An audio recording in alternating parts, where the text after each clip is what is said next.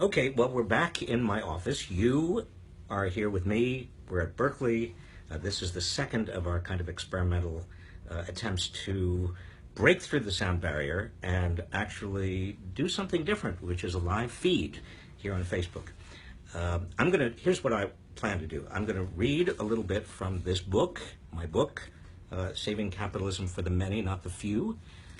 And then I'll riff a little bit on what it all means, kind of bring it up to the present day, and then I'd like to hear from you, your questions, and I'll try to answer your questions. So here we are. This is chapter 3 of the book. It's called Freedom and Power. Are you ready? As income and wealth have concentrated at the top, political power has moved there as well. Money and power are inextricably linked, and with power has come influence over the market mechanism. The invisible hand of the marketplace is connected to a wealthy and muscular arm.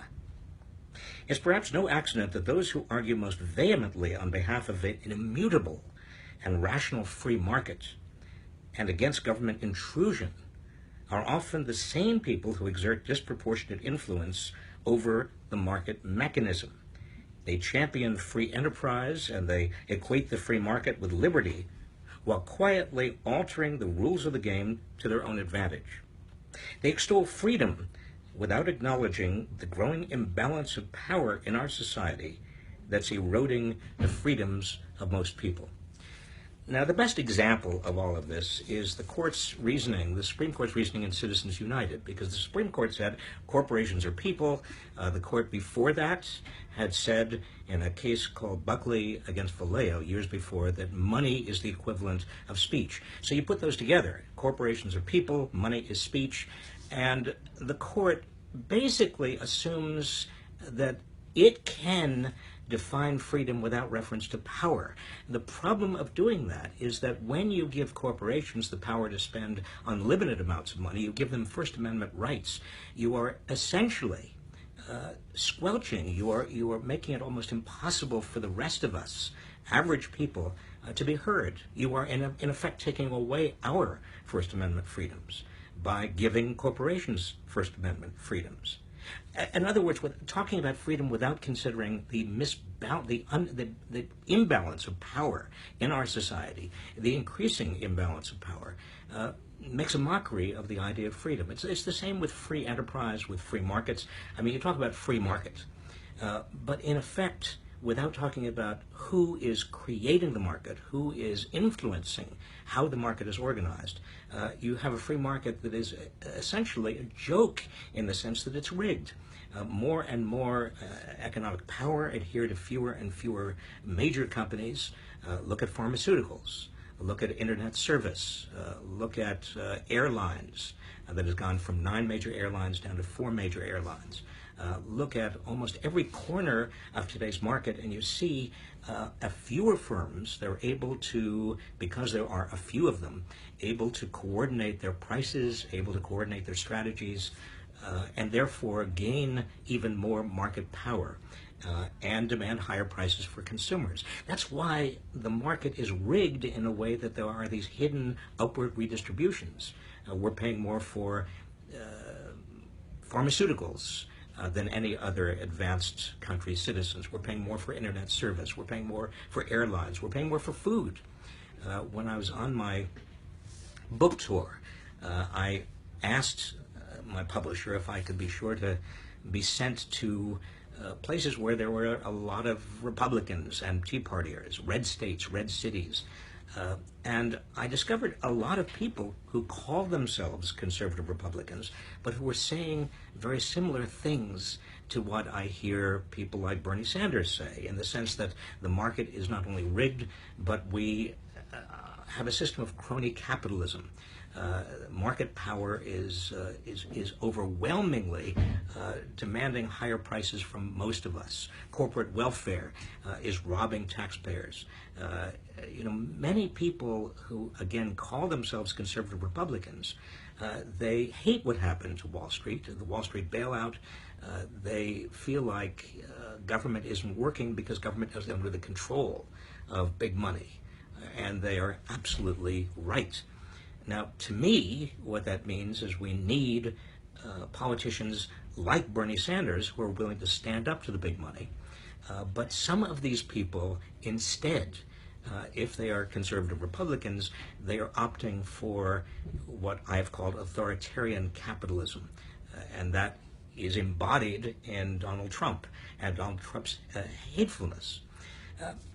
I probably ought to say something about power in a more personal way, because a lot of my writing, a lot of my thinking, a lot of my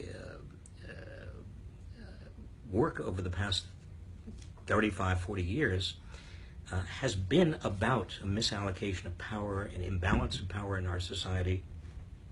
That's what this book is all about. And I don't want to get too psychoanalytic about it, but I was very short when I was young. In fact, I'm still short, but I was really short. I mean, I was little. And so a lot of people, young people, you know, I was 3 and 4 and 5 and 6, and the other boys, 3, 4, 5, and 6, would bully me. And they would occasionally, on a few occasions, beat me up. Now, don't feel too sorry for me. I did learn to take care of myself. I made alliances with some older boys, 5 or 6 years older sometimes, who I called on. It was my kind of protection racket. They would come and they would protect me from my tormentors. But what I did learn from all of that experience of being bullied is that those who are bullied feel an extraordinary vulnerability. They feel powerless. There's also a sense of being humiliated.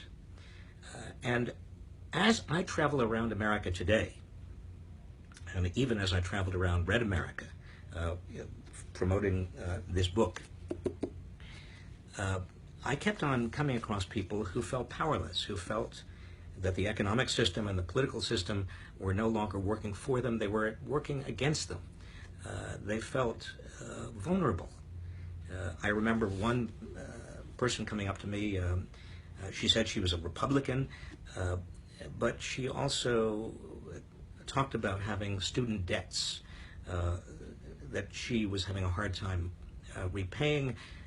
She had one child who was in need of a great deal of medical attention. She was divorced, and her employer was about to lay her off, and she didn't know what she was going to do. I kept on coming across more and more examples in this country of people feeling extraordinarily vulnerable, extraordinarily powerless, and to some extent humiliated by their position. They felt bullied, in other words, by the system. They felt bullied by their employers. That economic bullying and the consequence of that economic bullying is endemic in our system right now. 2/3 of Americans are living paycheck to paycheck. We have 35 to 40% of people who are contingent workers. They are freelancers, they're independent contractors. Some of them like what they are able to do, but those who have family responsibilities, who are in their 30s or 40s or 50s, many of them find that they can't pay the bills. They don't know how they're going to meet their expenditures from one week to the next because they don't know when they're going to be paid or how much they're going to be paid. I met somebody who got daycare and arranged a schedule around his children, and then arrived for work and was told that he wasn't needed that day by an employer who is under no legal obligation to provide work because that was an independent contractor, a subcontractor. But more and more Americans feel, just as that person expressed it to me, that he had no power. He had no bargaining power, no bargaining leverage.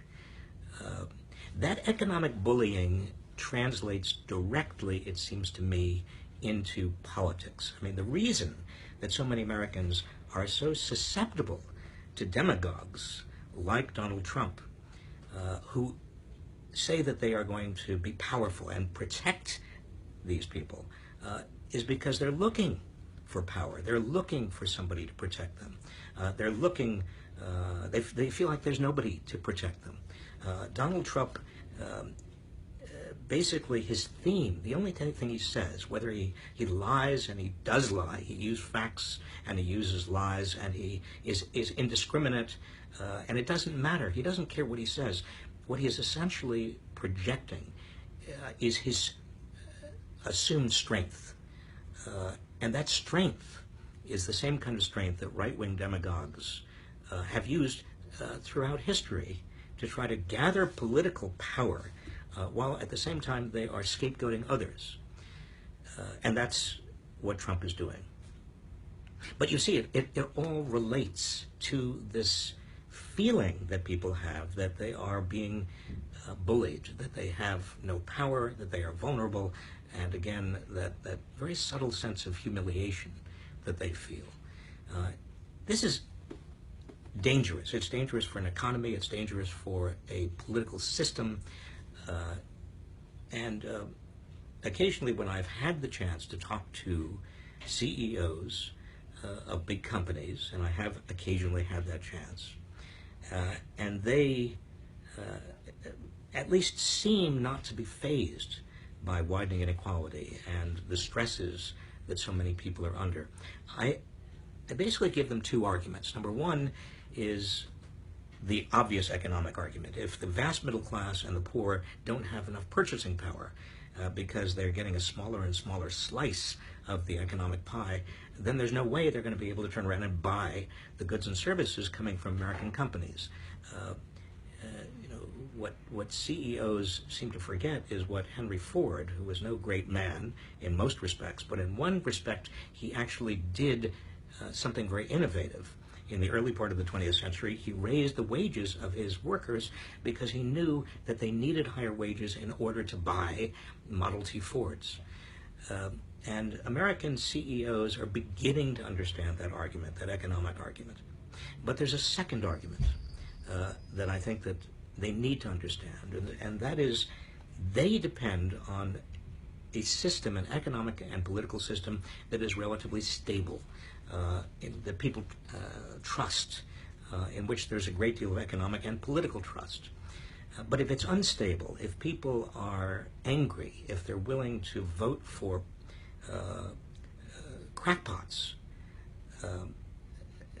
who are simply showing or trying to show that they are strong, when in fact they're, again, using the techniques that fascists and other authoritarian populists have used throughout history, that destabilizes the country. That's bad for everyone. That's bad for people at the top. It's bad for all of us. We need a strong and effective democracy. We need to get big money out of democracy. And that's particularly true at a time when you also have foreign threats. You know, somebody was talking to me this morning about the shooting of several African Americans by putatively white supremacists in Minneapolis. I don't know the details, but terrorism is not just jihadist terrorism. Terrorism is also terrorism that comes from hate, wherever that hate emanates from. Terrorism that is fueled by divisiveness. Terrorism that results in violence because people have forgotten the humanity in other people. Anyway, I'm sorry to get so heavy. I had intended to be a little lighter in this broadcast, but let me stop there for now and take your questions. And here's question number one from Anais Borja. And Anais Borja says, I hate my student debt. Well, I get that. Are you in favor of erasing all student debt? What about deferred payments? Well, look, I feel very, very strongly that public higher education in this country should be free. That's the direction we were going in. In the 1960s, and many people don't realize this, but in the late 1960s, public higher education in California and many other states was tuition free. We were beginning to regard public higher education the same way we regarded K through 12. It was the next step beyond K through 12, of free, tuition-free public higher education, and then we got off track. I think we want to get back on that same track. So Anais, my first choice is free public higher education. If we can't get there right away, I think we ought to have what I call income contingent loans. That is, if you get a student loan from the government, your payback ought to depend on how much you earn during the first 10 years of full-time work. You ought to pay, let's say, 8% of your income during your first 10 years of full-time work, and then your loan is canceled. I also believe that under bankruptcy, anybody who is having a difficult time paying their student debts ought to have the opportunity to reorganize those debts under bankruptcy. That is, it would give debtors more bargaining leverage with creditors, with their student debt creditors. And that is critically important. I mean, if Donald Trump can declare bankruptcy 4 times, protect his fortune from his creditors, why should people laden with student debt not be able to use bankruptcy to reorganize their debts? I mean, the same thing is true of people who have mortgages that are underwater, where they owe more on their mortgage than their home is worth. They ought to be able to use bankruptcy as well to reorganize their debt. The only reason I can't is because the bankruptcy laws were written by creditors. Anyway, Anais, I hope that's helpful to you. Here's the next. This is from Betty Newsham. She says, Betty, you say, it bothers me that the electorate is so uninterested and misinformed. How can this be fixed? Well, Betty, one thing you can do is tune in to my little discussions or my webpage, my Facebook page, and read my book. But you point to a very deep problem in America. I think that because we have not invested as we used to in education, we have thought of education as a private investment rather than a public good, and it is a public good. We don't pay our teachers enough. We don't respect our teachers. For all those reasons, we have an electorate that is not quite as educated as it should be. A democracy requires an educated electorate, and I think it all fundamentally comes back to education. We also, I think another problem is that in recent years, because of Rush Limbaugh and hate radio and Yale radio and also Fox News, we have a lot of big lies being told. And as right-wing authoritarian regimes have known in history, if you tell a big lie over and over and over again, it starts seeming like truth to people. And we now have medium outlets on the media that are in the business of telling big lies over and over again. If we do this live broadcast again, by the way, I would love to just use it to battle the myths, the biggest lies around, and the lies that are being perpetrated that week. I mean, we could have sort of a weekly big lies. What are the biggest lies that week, and what's the truth?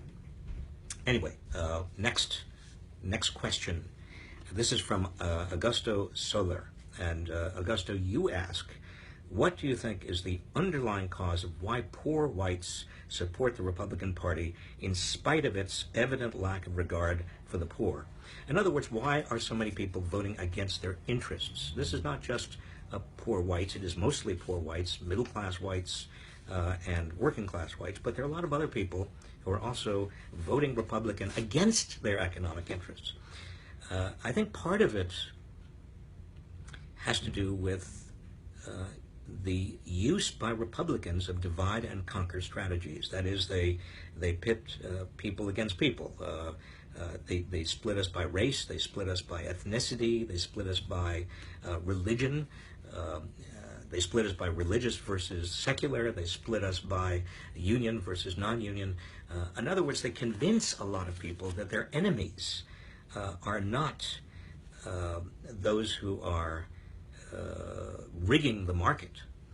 Their enemies are others who are competing with them for a smaller and smaller slice of a pie, most of which is going to the people at the top. That divide and conquer strategy, again, is not new. It has been used for years. I mean, look at the Michael Dukakis campaign in 1988, the Willie Horton ads that were used to basically end Michael, or certainly erode Michael Dukakis' support. But I think that it is important for all of us to acknowledge that some of this divide and conquer stuff is completely illegitimate. Some of it is based on cultural and social differences. That is, there are genuine, legitimate differences in terms of how we regard the right to life versus a woman's right to choose. There are differences in how people regard the rights of gay people to marry. But it is critically important that we understand that the vast majority of Americans have a stake, regardless of their race or their religion or their creed or how they feel about these social issues. The vast majority have a stake in an economy that is working for all of us instead of a smaller and smaller group at the top. If we get together, if we vote together, the vast majority of Americans can make an economy that works for all of us. And that must be our objective in the future. That's the only way we can create an economy that is truly fair, that is worthy of our trust, that is not creating so many people who feel like they are bullied. So your next question. This is from Jason Gillette. And Jason Gillette, you ask, how do we convince the private sector to raise wages? Is it possible at all, or must it be mandated through an increase in the minimum wage? Well, Jason, I don't think it's a matter of convincing the private sector. The private sector, unfortunately, you've got companies who, for whom wages and payrolls are their largest cost. I mean, and typically in this country, 60 to 70% of the cost structure of a company is payrolls. So they are in competition with their rivals. They want to get their payroll costs down as low as possible so they can make as much money as possible. I think it's unrealistic to expect companies to be charitable institutions. But we can change the laws and rules. We can give workers more of a say in how companies are managed, as in Germany, where they have co-determination.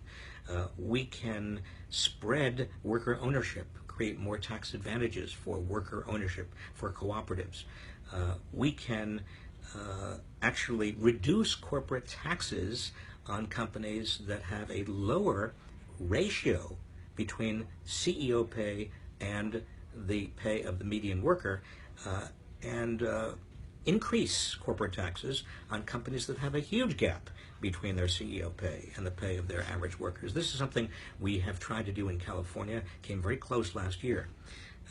In other words, we change the incentives. Most of the incentives right now are toward higher and higher executive pay and lower pay for everybody else, or to outsource all work, either abroad or to subcontractors.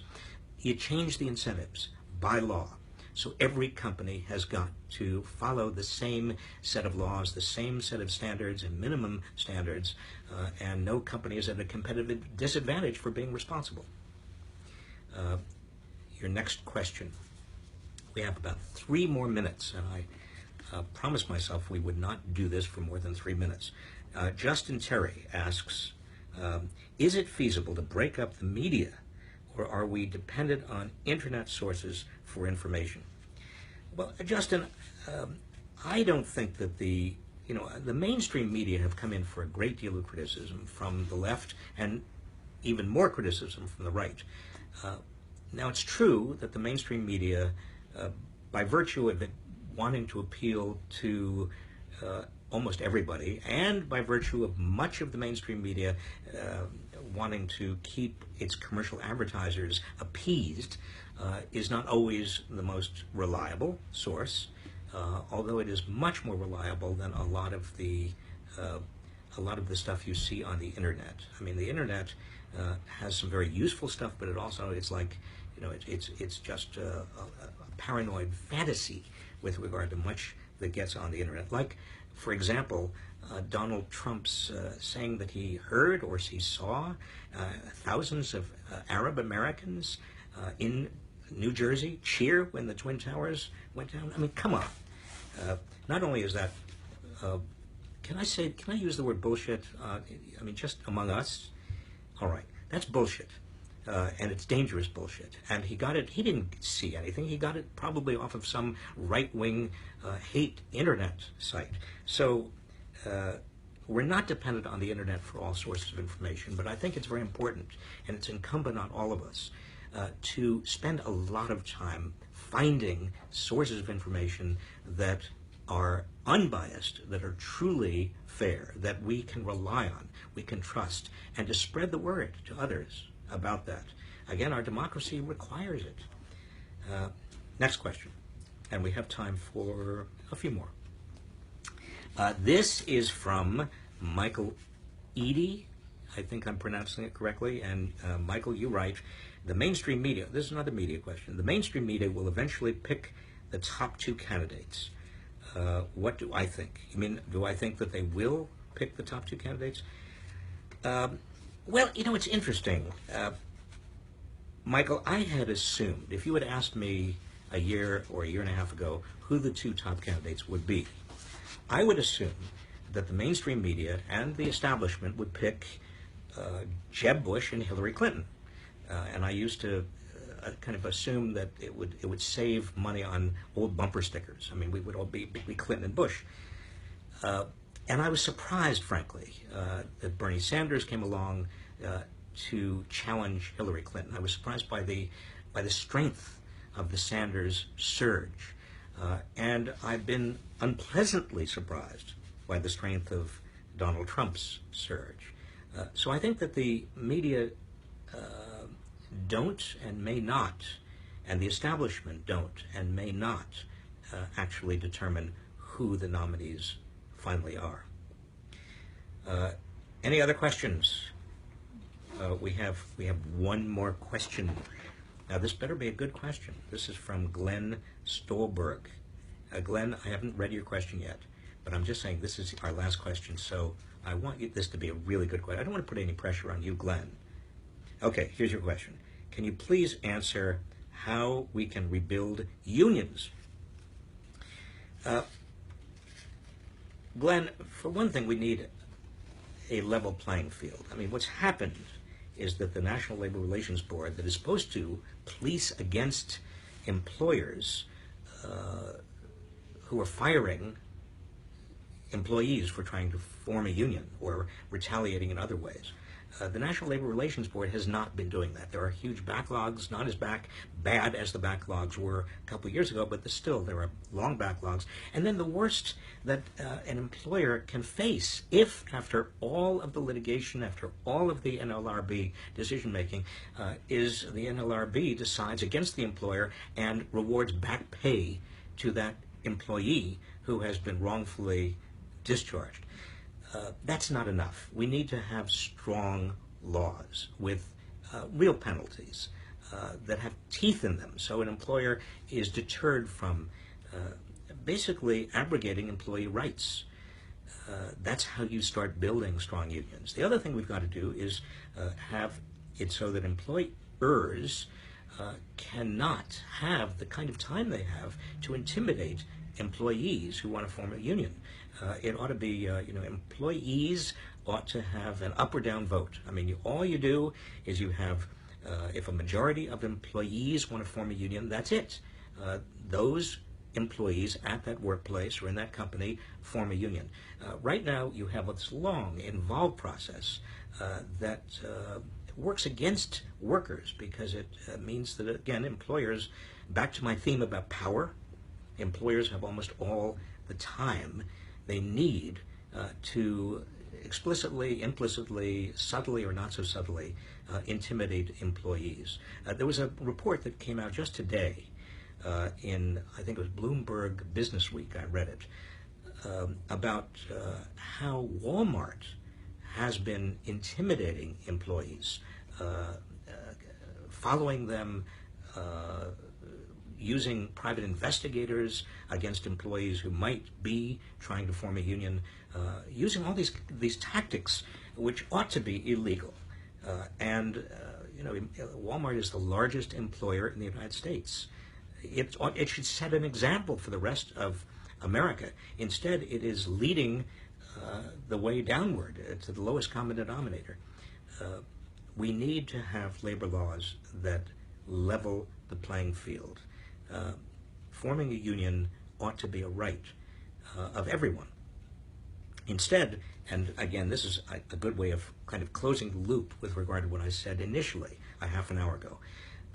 We've got to get serious about power in this country, who has it, who doesn't have it, and how to give more power to those who don't have it and reduce the power of those who do. In the economy, that means busting up monopolies. That means using antitrust laws so that there will be less market power, less collusion, less monopolization. It also means allowing workers to come together to have more power. That's what we mean by balancing power in the market economy, in the private sector. In politics, it means getting big money out of politics, doing what some states are doing. Maine and Connecticut, a few other states, should get great applause for providing public money to candidates who accept small donations, who limit themselves to small donations on a matching basis. And this ought to be done around the country. Seattle just passed a local bill that would do exactly the same thing. We can do this. We can balance power. We can actually right the ship economically and politically. If we don't, more and more Americans feel not only that the game is rigged, but that they are being bullied, they are powerless, they are vulnerable. And where does that lead? It leads to Donald Trump. On that upbeat note, we will end this second of our broadcasts. I hope it was worth it for you to sit and at least listen to part of it. Let me know if we should do this again and whether it's useful to you. Thanks very much.